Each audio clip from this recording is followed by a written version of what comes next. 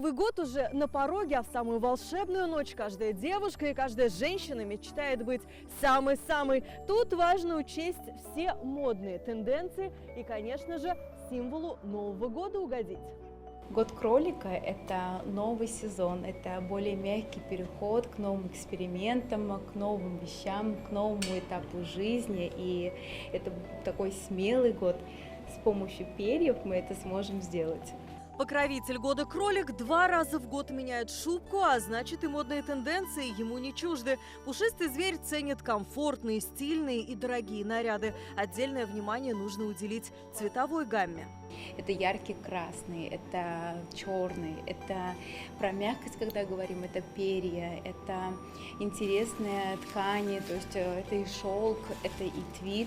Например, здесь мы видим такие акценты, да, и в повседневной жизни также мы должны использовать более интересные вещи. То есть это год, Новый год для людей, как выход из зоны комфорта. Кролик любит утонченных модниц. Наряд может быть простого фасона и кроя, но ткань должна быть очень хорошего качества.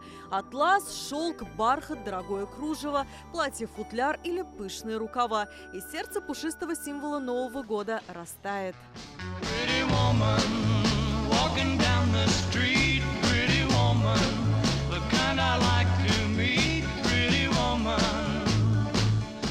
Оценит кролик и легкий блеск, поэтому к любому наряду смело подбирайте золотые или серебряные акценты. Жемчуг – это всегда про женственность, это всегда про нежность, поэтому чокеры, они и в новогоднюю ночь будут прям блестеть, сверкать красиво, будут подчеркивать именно женственность. Еще одно правило новогодней ночи – не переборщить с макияжем. Кролик любит светлые, холодные оттенки и блеск. Главное – сохранить естественность. У кролика есть свой характер, может фыркнуть.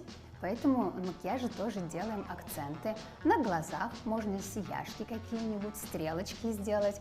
Про губы тоже не забываем. Укладка тоже должна быть естественной, а волосы мягкими, как мех кролика. Поэтому про фиксаторы придется забыть. Кролик, он сам по себе мягкий, пушистый животное, поэтому, мне кажется, и в образе надо сочетать эту мягкость, небрежные локоны, небрежный пучок.